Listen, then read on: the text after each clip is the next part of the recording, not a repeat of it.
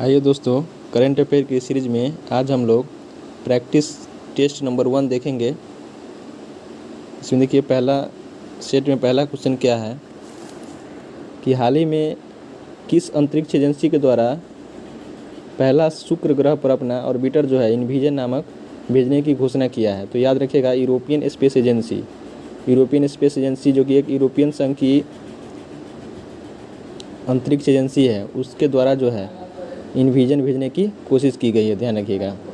दूसरा देखिए क्या है कि फ्रेंच ओपन 2021 का पुरुष वर्ग का खिताब किसने जीत लिया है। तो सर्बिया के खिलाड़ी हैं ये नोवाक जोकोविच, इसने फ्रेंच ओपन 2021 का पुरुष वर्ग का खिताब जीत लिया है, ध्यान रखिएगा। और साथ ही यह भी ध्यान रखिएगा कि नोवाक जोकोविच जो हैं वह ऑस्ट्रेलियन ओपन 2021 का, ऑस्ट्रेलियन ओपन 2021 का, फ्रेंच ओपन और 2021 का विंबलडन, यानी तीनों जीतने वाले यह खिलाड़ी बन गए हैं। इससे पहले 2015 में यह जो चारों ग्रैंड स्लैम होता है ये जीत चुके हैं, ध्यान रखिएगा। चलिए अगला देखते हैं। हाल ही में भारत ने किस देश के साथ कृषि क्षेत्र में 3 वर्ष के लिए ज्वाइंट कार्यक्रम पर समझौता किया है। तो ध्यान रखिएगा, इजराइल के साथ जो है वह भारत कृषि क्षेत्र में जो है 3 वर्ष के लिए समझौता किया है।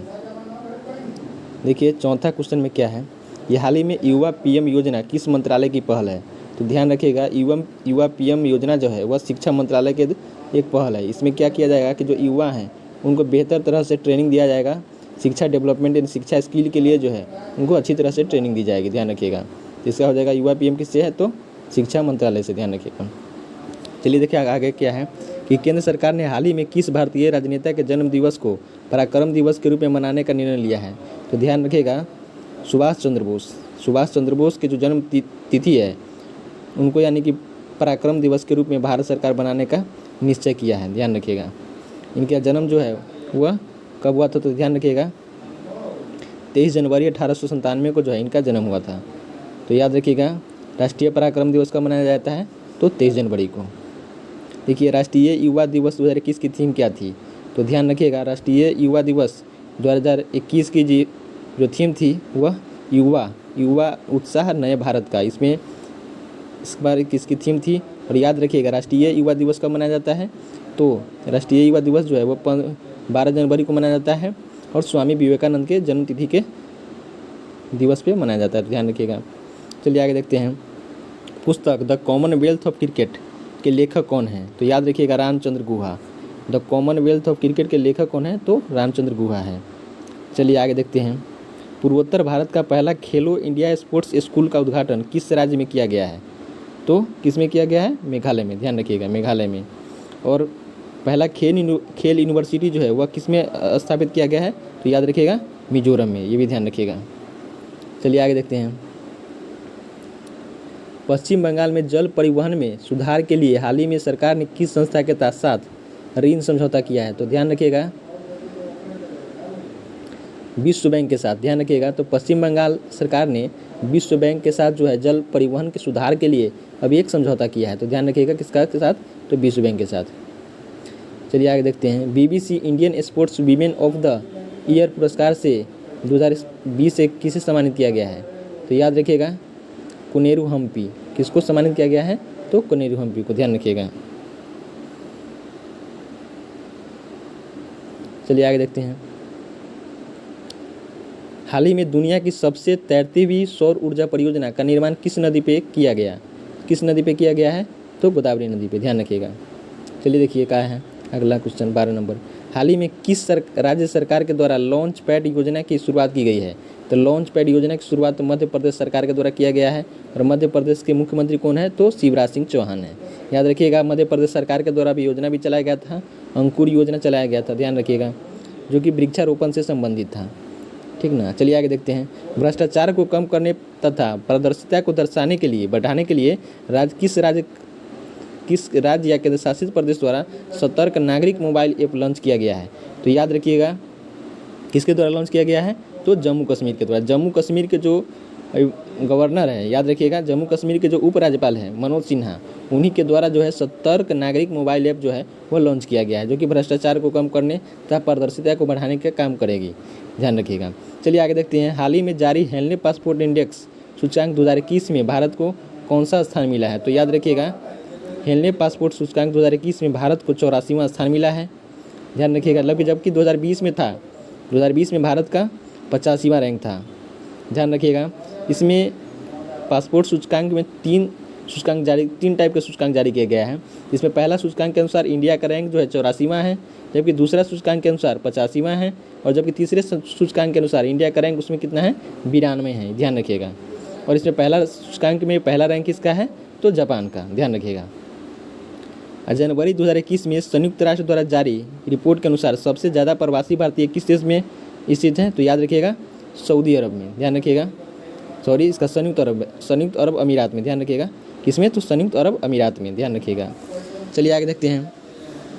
संरक्षण क्षमता महोत्सव सक्षम 2021 का आयोजन किस मंत्रालय के द्वारा किया गया, तो याद रखिएगा पेट्रोलियम मंत्रालय के द्वारा है सक्षम संरक्षण क्षमता महोत्सव 2021 का आयोजन किया गया।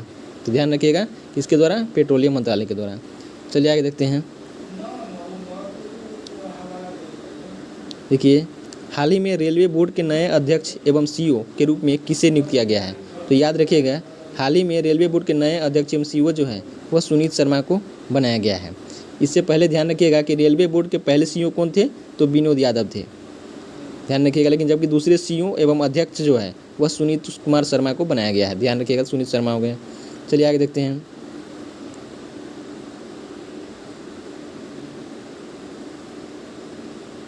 देखिए क्या है अगला क्वेश्चन।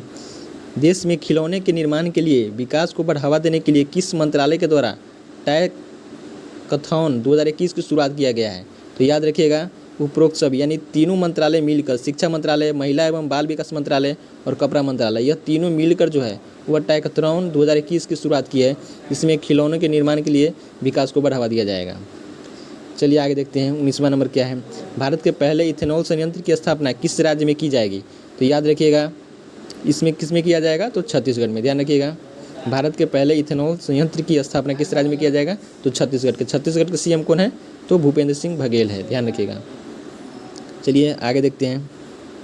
हाल ही में किसे तमिलनाडु का 38वां जिला जो है वह रूप में उद्घाटन किया गया है, यानी कि तमिलनाडु का 38वां जिला जो है वह किसे बनाया जाएगा, तो इसका घोषणा उद्घाटन किया गया है। तो याद रखिएगा मयिलादुथुराई, याद रखिएगा मयिलादुथुराई, इसको जो है वह तमिलनाडु का 38वां जिला घोषित किया गया है।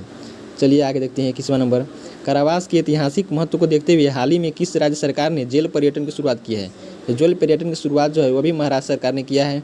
याद रखिएगा इसकी शुरुआत जो है यह यरवदा जेल, पूना के यरवदा जेल से किया गया है, जहाँ पे 1932 में पूना पैक्ट हुआ था। वहीं पे गांधी जी और जो भीमराव अम्बेडकर है उनके बीच जो संगठन की बातें हुई थी, ठीक ना, याद रखिएगा। चलिए आगे देखते हैं।